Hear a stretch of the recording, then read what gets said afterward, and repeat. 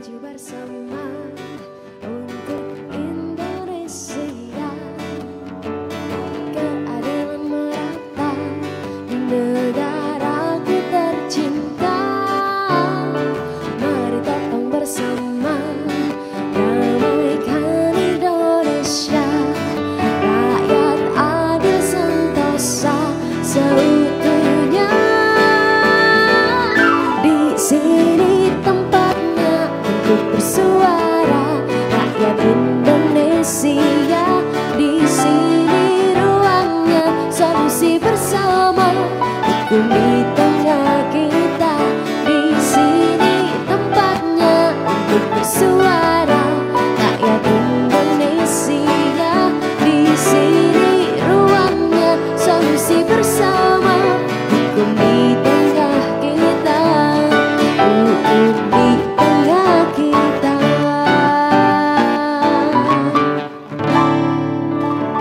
Maaf lahir batin ya Mas ya. Mohon maaf, saya sebelum dimintain tugas Bu, saya mohon maaf lebih dulu. Iya. Ini maaf apa dulu ini? Karena saya baru datang. Oh iya. Masih dalam suasana lebaran, berarti dimaafkan. kan. Dan Ibu biasanya kan minta berita apa, saya nggak bisa jawab. Iya, kali ini saya nggak minta berita. Saya tahu Anda alhamdulillah. pasti telat, kejebak macet, arus mudik, arus balik ya kan? Iya, saya baru nyampe. Makanya. Ini live dan saya baru nyampe, Iya, beneran. makanya saya bilang saya maafkan. Alhamdulillah. Kali ini ya. Kali ini. Minggu depan nggak ada maaf ya. Kan Karena macet Bu, panjang. macet panjang ya. Bener. Loh, iya kan? Saya berangkat itu, ini kan hari Senin. Saya berangkat itu hari Minggu kemarin. Minggu yang lalu Enggak, sampean kejebak tol nang ndi Mas? Saya kejebak utang Bu, lebih tepatnya. Kocek suwine. Tapi bentar, itu kan kalau lebaran namanya arus balik, arus mudik itu kan wajar ya kalau macet ya. Bener sih. Pasti kan panjang, apalagi kita tuh 2 tahun kemarin. Puasa 2 tahun untuk nggak mudik. Nah, puasa 2 tahun nggak mudik, sekalinya mudik ya semua pasti akan jalan. Bagaimana kita bisa memberi makan ego-ego kita untuk menyombongkan diri kita selama 2 tahun kan tidak tercukupi. Iya, siap. Baru tahun ini. Siap, ini ada penceramah baru. Tapi ada janji juga ternyata dari Pak Menteri bahwa kalau kejebak macet lebih dari 1 kilo ya? Benar. Berarti tolnya gratis ya? Pintu tolnya kalau sampai antrinya lebih dari 1 kilo, tolnya gratis. Tolnya gratis. Tapi kayaknya kemarin sempat mengalami gratis nggak? Enggak, saya lewat bawah. Oh. Karena saya udah lihat Google Map macet, saya lewat Lewat bawah. bawah ya? Saya sempat, saya dapat gratis saya Mas. Udah gratis? Gratis, yang bayar yang supirnya soalnya. Saya di belakang saya nggak bayar, jadi saya gratis. Iya Bu, ya kan? bener. Meskipun nggak antri 1 kilo, kamu nggak Iya, bakal bayar. soalnya yang bayar yang di yang depan, depan, ya bener. Oke, kita coba lihat dulu liputan teman-teman di lapangan gimana nih. Oke.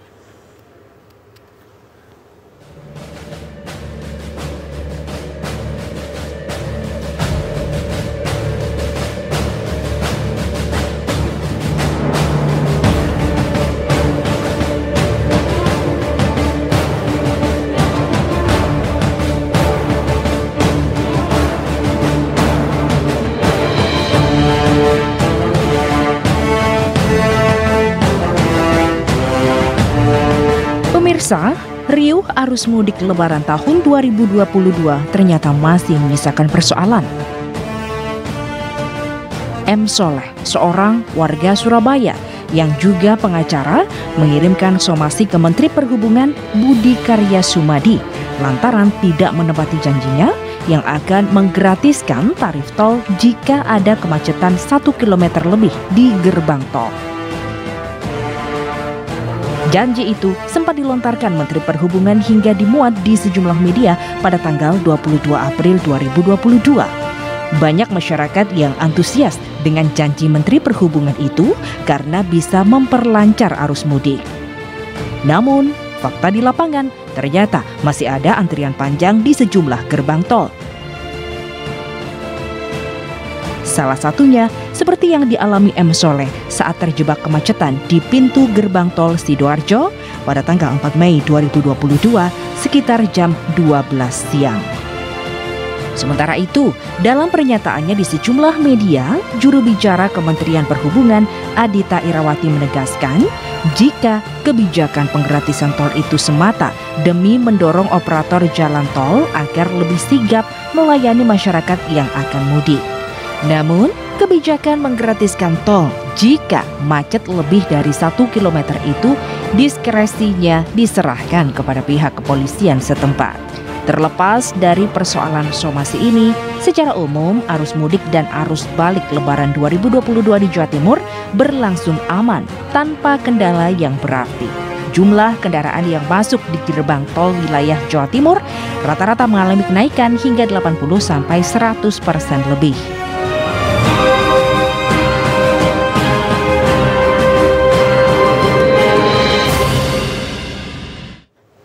Ya, jadi kita juga sudah mengundang Jasa Marga, terus dari pihak Kemenhub, tapi belum bersedia untuk hadir. Karena mungkin memang arus mudik ini juga belum selesai kan, Bu? Mungkin lagi ngurusi. Kejebak juga berarti. Iya, Dari lagi pihak repot gitu. Dari pihak Polda juga sudah dihubungin, infonya bergabung, tapi sampai dengan kita live belum bisa bergabung juga ya. Jadi kita undang terlebih dahulu tadi yang melakukan somasi, ada Bapak M. Soleh, pengamat hukum. Ini pengamat hukum sekaligus pensomasinya. Yang mengajukan somasi. Selamat malam, Mas. Maaf lahir batin ya, Mas ya. Kanan apa kiri saya ini? Bebas memilih. Nanti saya takut kalau menentukan saya disomasi.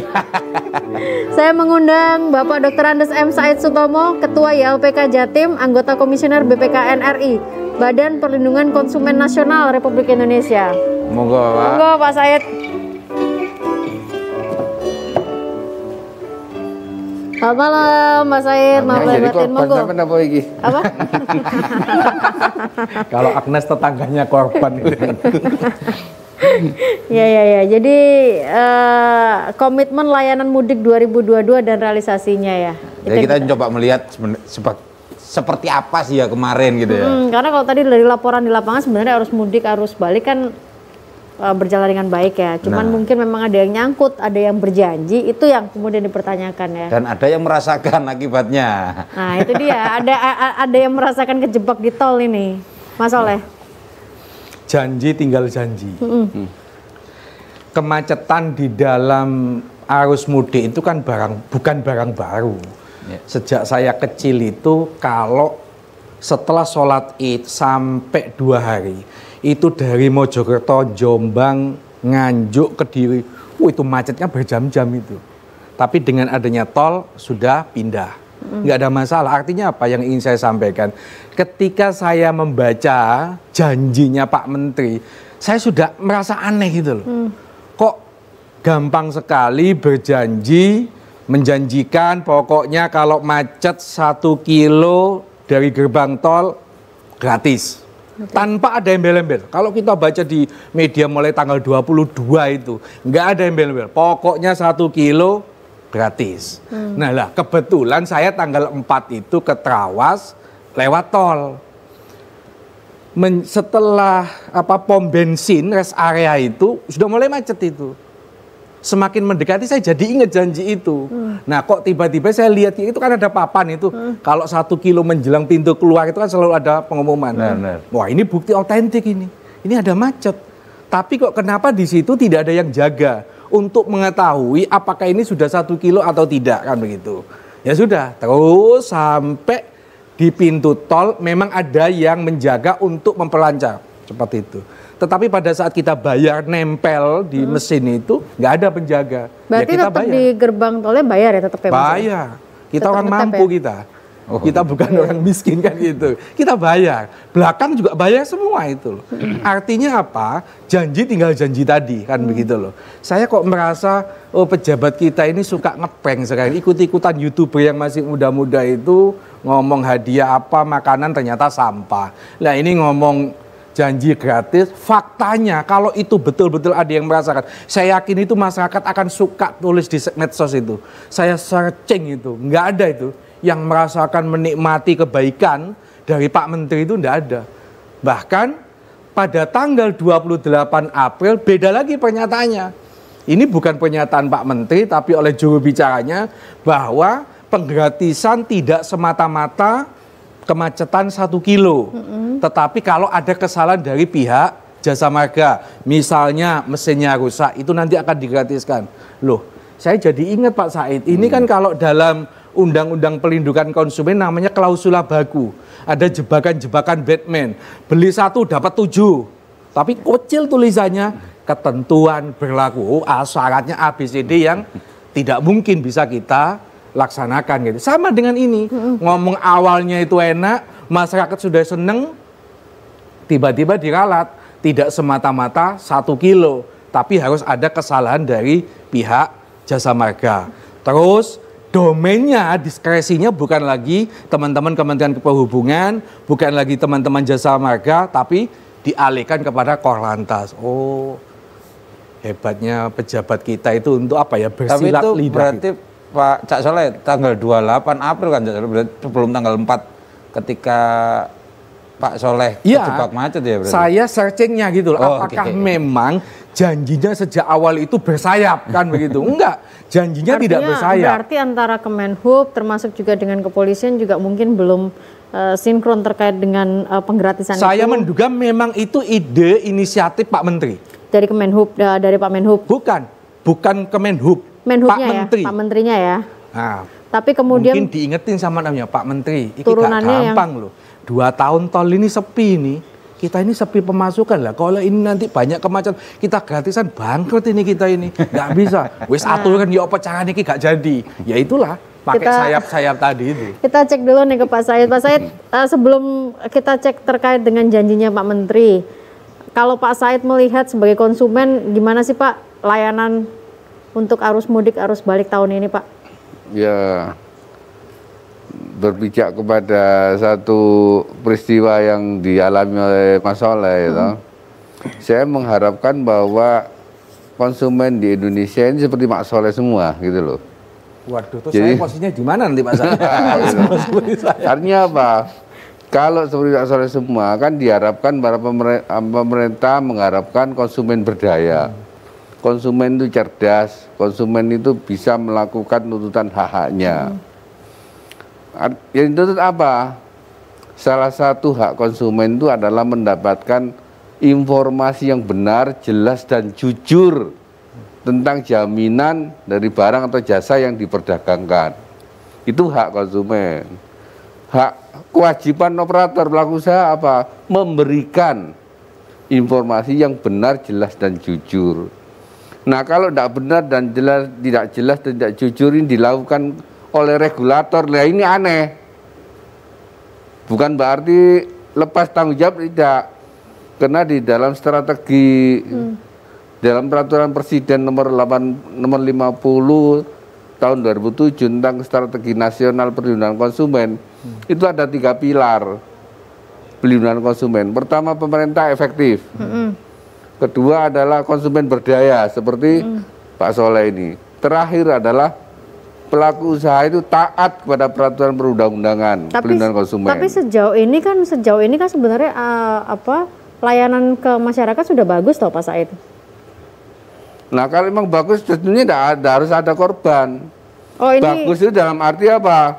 Bisa dilihat dari SDM-nya, dari sisi teknik pelayanannya apa? Pakai manual atau pakai elektronik, pakai online. Terus terakhir ada infrastruktur yang tersedia. 3 hal tadi. Bahwa kalau memang Pak Menteri ngomong bicara akan digratisnya, seharusnya perangkat teknologinya disiapkan. Siap. Kita nanti coba bahas lagi Pak Said. Mas Soleh, kita lihat dulu Mas Pulung.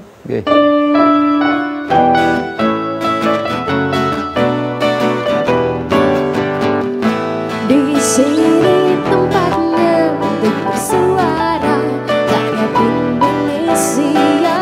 Di sini ruangnya solusi bersama, hukum di tengah kita. Di sini tempat.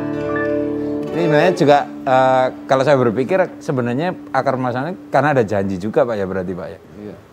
Ya, ada janji seharusnya di follow up oleh bawahannya dengan mempersiapkan teknologinya.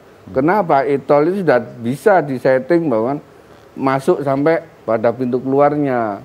Karena sudah terekam. Jadi jam berapa, detik jam berapa. Kalau standar kelancaran yang dijanjikan di tol itu adalah 15 km per jam, ya seharusnya umpamanya 30 km jarak tempuhnya, minimal orang itu dalam waktu 2 jam nyampe di dalam ujung tol, ujung tol. Nah itu seharusnya sudah disetting. Nah bagaimana dengan orang yang ke rest area lama-lama bagaimana? Nah itu bisa diatur bagaimana. Ini harus secara teknologis bisa direkayasa, bisa. Tapi jujur Pak Said, kalau Lebaran kan memang dari dulu yang namanya volumenya macet, juga banyak. Volume pasti tinggi. Apakah itu sebenarnya masuk dalam kategori konsumen yang dilindungi, karena itu menjadi hal yang wajar karena lagi Lebaran, lagi macet. Apakah konsumen bisa menuntut ya? Ini kalau harusnya sudah pakai logika wajar, maklum ya, tidak perlu undang-undang lah. Iya, tidak perlu lah nyusun undang-undang, tidak perlu ada DPR lah. Ya hukum kewajaran aja, jadi maklumi aja lah. Gitu loh. Jadi tidak perlu negara hukum kalau jadi gitu. Jadi meskipun dalam kondisi Lebaran memang seharusnya sudah ya, itulah perlunya adanya aturan dan undang-undang, standar layanan publik itu ada. Jadi bahwa pemerintah itu hadir, ada standar layanannya gitu loh. Minimal yang mau diberikan merakyat itu seperti apa, gitu loh. Ya kalau jalan umum enggak berarti ya silakan berjam-jam macet di jalan. Tapi mungkin Pak, ini dengan acara ini semua orang penonton sekarang mungkin akan bikin posting di TikTok, Kak. Umur berapa kamu tahu bahwa minimal kecepatan di tol adalah 15 km. Saya aja baru tahu Pak umur sekarang beneran ini. Sebagai konsumen saya merasa informasi itu tidak pernah ada. Minimal udah. Ya.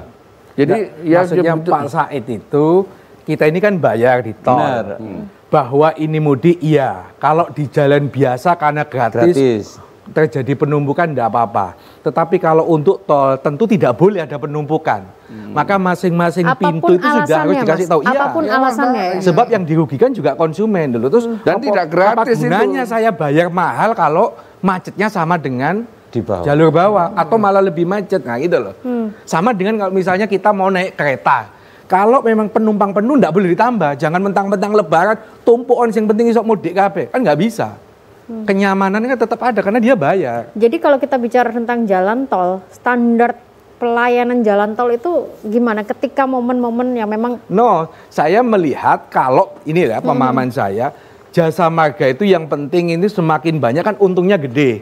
Soal macet itu ya salahmu sendiri kan begitu. Tetapi dia hanya bertugas bagaimana ini kelancaran, bukan bagaimana menjadikan supaya tidak terjadi penumpukan. Misalnya kalau sudah ada ribuan dari Surabaya menuju Jakarta, maka Nganjuk itu kan sudah harus dijaga, distopi semua kan begitu loh. Supaya tidak terjadi penumpukan. Madiun juga begitu sampai Semarang. Lah kalau semua dibiarkan masuk, ya wajar ribuan akan numpuk di situ. Seperti exit tol Waru itu kan benar-benar numpuk, terakhir nggak bisa keluar lagi, nggak bisa lurus kita.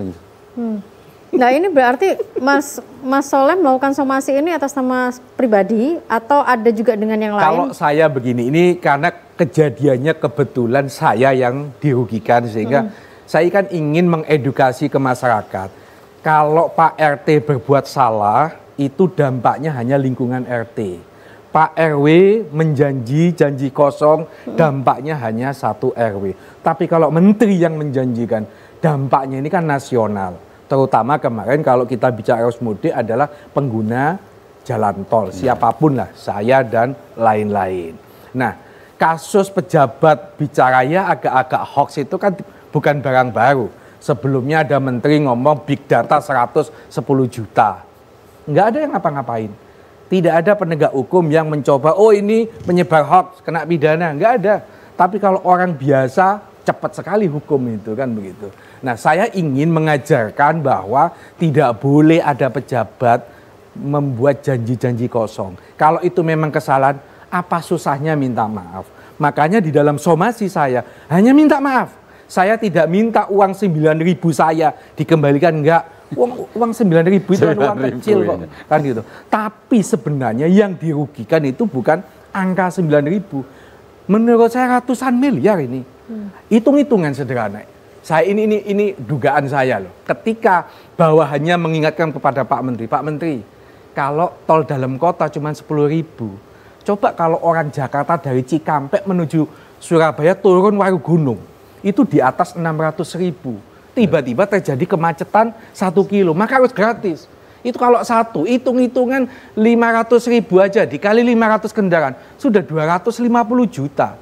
Lah kalau pada jam-jam tertentu ada kemacetan 10 kali, sudah berapa? Itu hanya Waru Gunung, belum nanti Waru sini, belum Sidoarjo, belum jebol itu yang namanya Jasa Marga. Makanya, waduh Pak Menteri ini pencitraannya sudah over sampai niki. Ya sudah aturannya apa caranya nggak jadi. Jadi yang dituntut sama Mas Soleh, yang diminta Mas Soleh hanya permintaan maaf. Permintaan maaf aja. Tidak ada ganti rugi atau apapun itu. Mosok 9.000 gawone ya Nah, kan apa biasa kan gitu. mungkin karena kan bukan hanya sekedar e-tol yang dibayarkan gitu kan, tapi kan mungkin waktu. Kerugian Karena tadi kan waktu. dibilang kan tidak tol itu ada. kan harus lancar gitu Ya. kan. Bagi kita siapapun pengguna tol, soal kemacetan di pintu tol itu bukan barang baru. Setiap minggu di Pandaan itu dari arah Malang itu rata-rata menurut saya 500 meter. Tapi orang tidak pernah komplain. Kenapa? Yang penting gate-nya itu dibuka semua. Bahwa terjadi antrian itu sesuatu yang wajar. Berbeda dengan kasusnya Pak Dahlan dulu. Gate 5 dibuka 2, marah lah. Itu seperti itu pasti marah siapapun. Tapi kalau dibuka semua, 10 dibuka semua terus merambat, itu enggak. Saya kemarin 1 kilo itu loh, enggak sampai 20 menit kok, nyampe di pintu. Wajar. Karena dibuka semua Pak ya. Itu loh, wajar sekali. Nggak sampai 20 menit, tapi hanya karena ada yang sudah terlanjur berucap gitu ya. Ya itu masalahnya. Saya jadi berpikir kalau seumpama setelah berucap kemudian ada diralat oleh beliau sendiri, berarti Ya, mungkin nggak ada sebenarnya boleh somasi aja ya mungkin Pak ya? Boleh aja, nggak apa-apa. Indonesia siapa sih yang nggak bikin kesalahan? Kita semua juga biasa melakukan kesalahan. Tapi apa ya, menyadari sebuah kesalahan terus dengan meminta maaf, itu yang mahal. Kita rehat dulu, nanti kita lihat konsumen ini harus seperti Seperti apa. Yang dibilang berdaya tadi kayak kata Pak Said.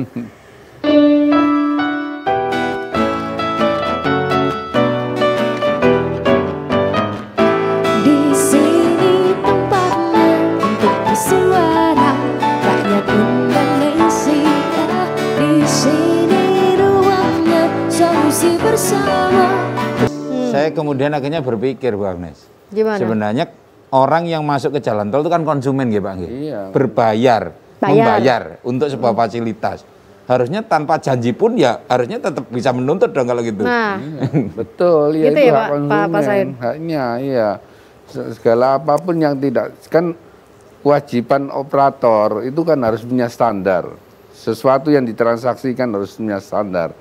Kalau tidak punya standar itu sudah melanggar undang-undang konsumen, sudah kena itu pasal 8 ayat 1 huruf A itu sanksinya adalah denda 2 miliar atau hukuman paling lama 5 tahun. Itu kan. Jadi semua harus punya standar.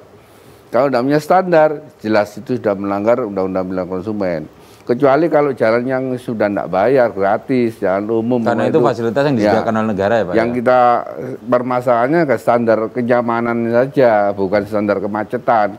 Kalau tol ini kan orang beli kelancaran, bukan beli kemacetan. Nah, teknologi tol di Indonesia ini mau termasuk terbelakang. Di luar negeri itu sudah laser semua. Orang tidak pakai bayar, pakai tol kayak ini. Sudah di mobilnya pasang laser, langsung titit, sudah gitu aja. Nggak perlu nempel karena ini Nggak juga perlu gitu. ini juga Oleh menyumbang kelamaan juga. kelamaan. Ya, harusnya nggak nyampe tangannya. Dulu kasih lama Saya nih. sering soalnya kayak gitu. Tapi Dan monggo harus nanti diatur juga, harus smart juga. Kalau memang melanggar atau lewat dari standar minimalnya, ya harus gratis. Nah, standar Ya, minimal sesungguhnya itu kan begitu. konsumen kadang nggak ngerti juga nih Pak Said. Saya sebagai pengguna jalan tol ya, saya masuk-masuk aja, keluar dari jalan tol ya sudah. Kalau macet ya sudah dianggap wajar. Nah, itu gitu konsumen baik ini namanya ini.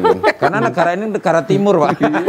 Kita warga yang saling memaafkan. Tapi sebentar Pak Said sebelum Konsumen dijawab. teladan ini. Monggo nanti kalau ada pemirsa yang ingin juga sharing pengalaman ketika lagi di tol atau mungkin ada tanggapan. Langsung atau WA mawon ya, Langsung berarti. WA nomornya ada di layar kaca. Atau mungkin juga ada yang tadi kata Pak Soleh, mungkin ada yang seneng, puas, ya enggak apa-apa loh. Iya, Bukan disampaikan selalu juga. harus marah. Disampaikan bagaimana evaluasi ya hasil dari Iya. arus mudik, arus balik kemarin. Nah, seharusnya di Undang-Undang Milik Konsumen sudah diatur, Pak Soleh. Jadi jika konsumen itu kerugiannya itu masif, terstruktur dan tersistem, itu pemerintah yang harusnya bertindak. Yang masuk kategori masif, terstruktur dan tersistem di jalan tol itu gimana, Pak Said? Terstruktur, jadi sudah diatur ya oleh pemerintah, udah itu tersistem, dan tersistem. Ada sistemnya. Terus kerugiannya masif, konsumen banyak, tidak sedikit. Jadi kerugiannya udah banyak. Berarti kemacetan kemarin juga bisa masuk kategori ya termasuk tadi. Udah, apalagi ada janji, udah bukan struktur lagi itu, terstruktur lagi itu. Udah jelas itu sudah ada itu. Kalau memang konsumen mau mempermasalahkan, sudah bisa. Tapi biasanya kan sebagai penyedia layanan selalu ada, bukan kewajaran ya, semacam kayak batas-batas yang mungkin masih bisa ditolerir, Pak Said. Nah, batas kewajaran dia tadi 15 km per jam itu bisa diukur nggak? Yang itu tadi ya? Iya. Kalau emang lewat dari itu ya bukan jalan tol namanya. Kok masa melalui tol 15 km sampai harus 5 jam, 10 jam gitu kan sudah bukan ukuran lagi. Atau gitu jangan-jangan definisi kemacetan 1 km itu artinya berhenti mungkin. Berhenti total kayak waktu jalan Ada yang mengatakan di foto saya itu 1 kilometer lebih sedikit.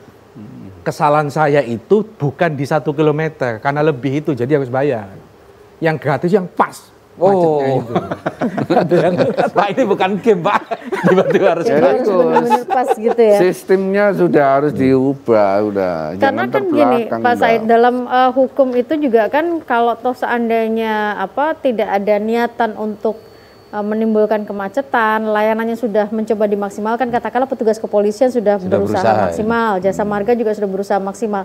Apakah itu tetap bisa masuk kategori ya diukur dari standarnya itu. Dari standarnya, kalau memang standarnya diukur, seharusnya pernah hak informasi. Kalau memang itu sudah crowded, sudah overload, seharusnya di pintu masuk sudah ada informasi, warning sama konsumen.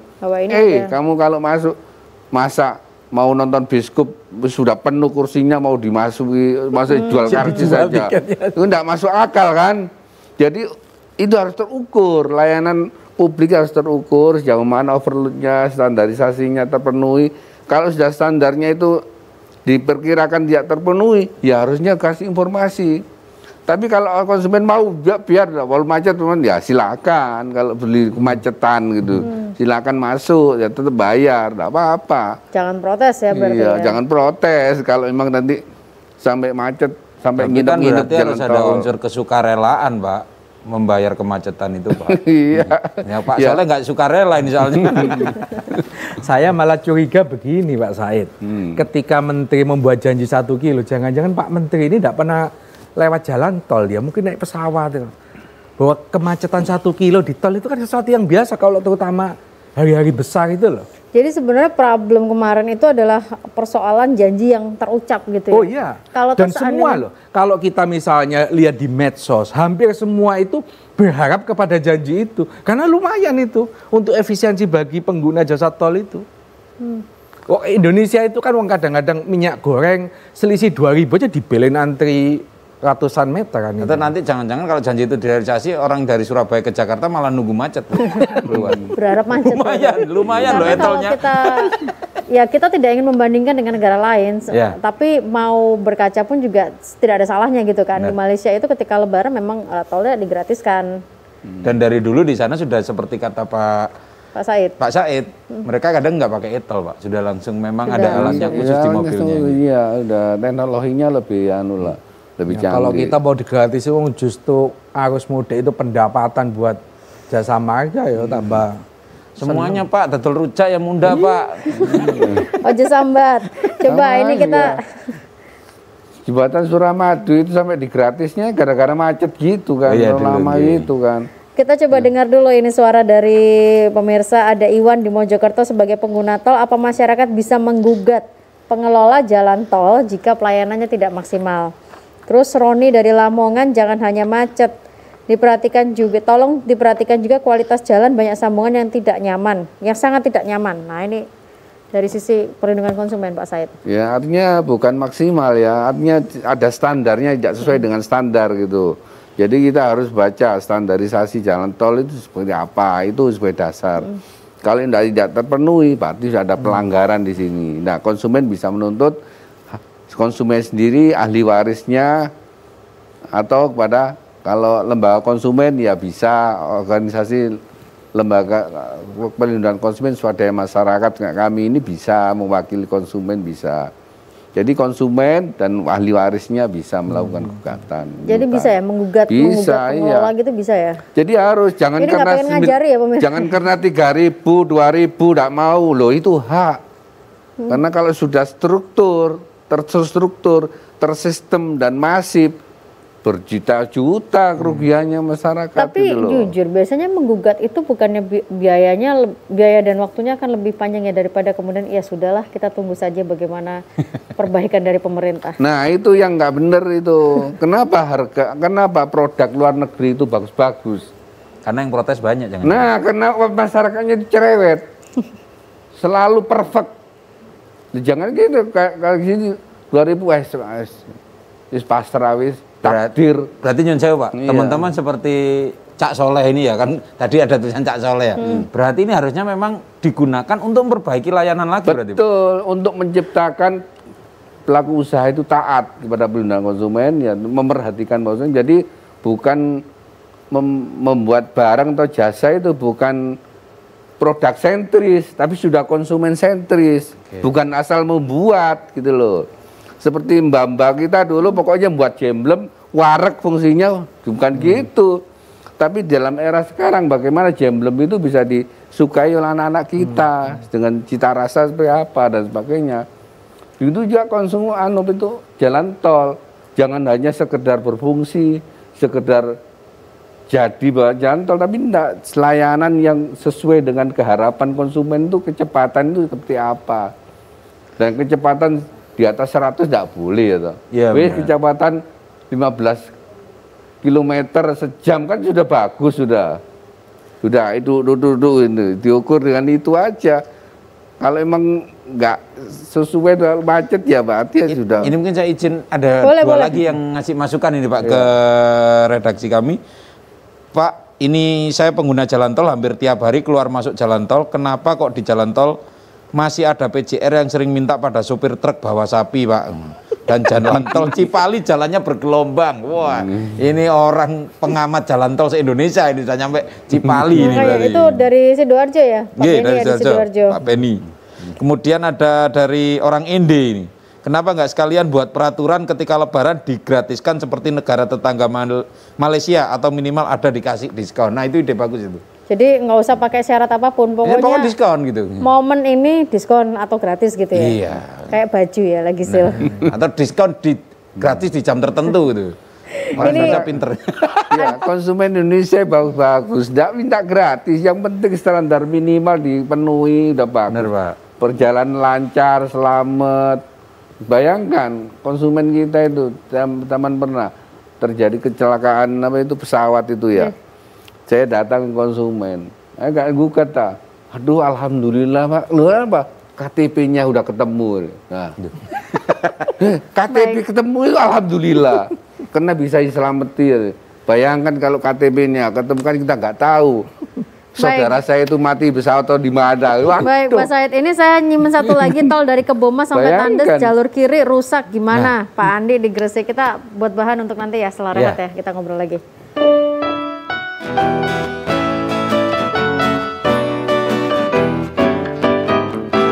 Di sini tempatnya untuk bersuara, rakyat Indonesia. Di sini ruangnya solusi bersama. Ternyata suara masyarakat ini bukan tentang sekedar macet di tol, tapi apa? Rusaknya kualitas jalan, benar. sambungan, kerusakan jalan itu juga harusnya diperhatikan ya, karena kita bayar tadi. Benar. Tapi kan gara-gara acara ini baru ada yang WA Pak. Nah kita sebenarnya pengen tanya ke sebenarnya LPK itu pernah nggak punya program yang bikin orang itu biar tahu informasinya, biar tahu mau ngapain ketika mereka ya nyun sewu tidak mendapatkan fasilitas yang seperti yang dijanjikan gitu. Ya kita selalu memberikan informasi, kita selalu mensosialisasikan undang-undang perlindungan konsumen itu hak-hak normatif, hak-hak konsumen. Dan pendiri negara kita itu sangat sadar bahwa masyarakat kita itu akan menjadi objek konsumen. Dan terbukti sekarang ini penduduk Indonesia ini adalah penduduk masyarakat yang diburu sebagai masyarakat konsumen. Oleh karena itu, oleh para pendiri kita di dalam pembukaan Undang-Undang Dasar 45 pasal alinea 4, pemerintah negara melindungi segenap warga negara Indonesia dan seluruh tumpah darah Indonesia. Nah, bayangno, sudah sadar itu bahwa bangsa kita ini dengan penduduk yang banyak ini akan menjadi objek keburuan konsumen. Nah, harus dilindungi masyarakat kita, segenap bangsa Indonesia dan seluruh tumpah darah itu harus dilindungi gitu loh. Jadi harusnya memang konsumen. Nah, jadi masyarakat tidak perlu laku-laku, itu sudah amanah Undang-Undang Dasar 45. Masyarakat kita dilindungi oleh pemerintah. Oleh karena itu kita itu mengharapkan kehadiran negara di tengah-tengah masyarakat seperti apa. Nah, dipertegas lagi oleh peraturan presiden oleh Pak Jokowi, peraturan presiden nomor 50 tahun 2007 tentang strategi nasional perlindungan konsumen. 3 pilar, pemerintah harus efektif. 2, konsumen harus berdaya. Kalau dalam tahun ini sudah dibahas lagi oleh Bappenas, bukan berdaya, tapi konsumen berdaya dan sejahtera. Lengkap lah. Berdaya dan sejahtera. Terakhir, pelaku usaha harus taat pada pelindungan konsumen, gitu loh. Okay. Nah, untuk mendorong ke sana gimana? Harus kita butuh orang-orang seperti Pak Soleh melakukan gugatan, melakukan somasi, melakukan satu pemasukan itu demi perbaikan ya, jangan dilihat sebagai hal negatif ya. Jangan dilihat angka 9.000-nya. Tapi ini adalah dengan adanya gerak-gerak seperti Pak Soleh ini orang akan loh ya, saya harus mengeluarkan produk dan jasa itu harus perfect, harus bagus, harus sesuai dengan standar. Apa standarnya? Nah, kan begitu. Tapi satu hal Bu yang saya sukai, nggak nuntut uang. Biasanya kalau somasi nuntut uang, ini enggak 9.000 saya ikhlas. Ya 9.000 Pak, coba ke Jakarta ke Surabaya. Dituntut juga kayaknya ya. Ini masalahnya keluarnya dari Sidoarjo kan, deket-deket aja. Nah, ini ada juga nih itu... Pak, saya sebentar dari Mojokerto nih Pak Nanang.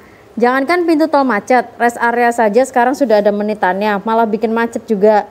Kenapa nggak perbesar atau perbanyak rest area? Gimana kalau ngantuk atau butuh istirahat? Terus ada juga Aan di Kediri, bisa jadi masyarakat takut kalau komplain, apa yang diujar oleh menteri malah yang komplain masuk penjara. Ya nggak boleh takut. Gimana itu? Soalnya ya contoh, nggak boleh takut. Soalnya contoh sudah banyak yang jujur malah ajur. Ya Mas Soleh nggak takut karena udah pernah. Ya menurut saya begini Mbak Agnes, artinya ketika saya mau mensomasi Pak Menteri ini pun betul-betul saya hitung. Saya baca lagi pemberitaan tentang janji Pak Menteri, apakah janjinya itu memang bersayap atau tanpa bersayap. Tak ulang-ulang, oh ternyata tidak bersayap. Bersayap itu ya? Beberapa hari kemudian kan begitu. Maka saya tidak menuntut si juru bicaranya, saya yang tuntut janjinya Pak Menteri kan itu. Karena yang gampang membuat janji.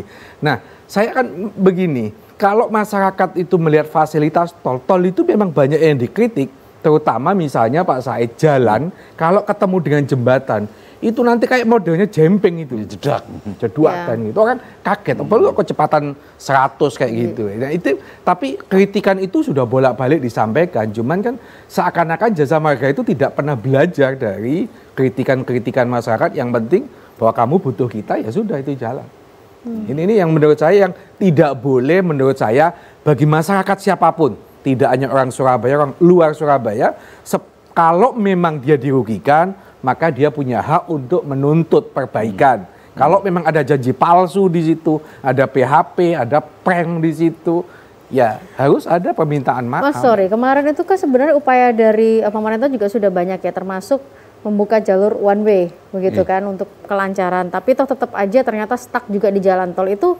Apakah sebagai konsumen kita masih tetap bisa protes atau ya balik lagi ini udah diupayakan sama pemerintah, bahkan one way pun juga berlakukan. Beda konteks dengan kasus yang saya alami. Kalau kasus one way itu kan cuma alternatif di dalam memecahkan kemacetan. Tetapi sebenarnya kalau kita cerdas dengan apa yang disampaikan Pak Said, mestinya di jalan tol itu tidak boleh ada penumpukan. Problemnya ini tidak pernah diatur bagaimana kendaraan itu masuk. Yang mau diatur itu kalau sudah terjadi penumpukan untuk keluarnya, barulah itu bicara one way. Tapi masuknya mestinya kan tidak boleh itu. kalau istilahnya Pak Said tadi kan kita tidak membeli kemacetan, kita membeli kelancaran. Nah karena tidak diatur yang masuk-masuk dari Jombang, Madiun, Nganjuk, ya numpuk lah. Harusnya sudah ada hitungan ya, berapa mobil yang harus boleh masuk di jalur tol. Ya sama dengan kita naik pesawat, kita naik kereta kan sudah ada hitungannya. Kalau melebihi itu sudah nggak boleh. Tol ini kan nggak ada hitungannya, masalahnya. Semakin banyak kan jasa marga diuntungkan soalnya. Karena tol kan bebas hambatan, jadi bebas dari hitungan juga kayaknya. Hambatan menghitung. Masuk. Kita rehat dulu sebentar, nanti kita lanjutkan lagi.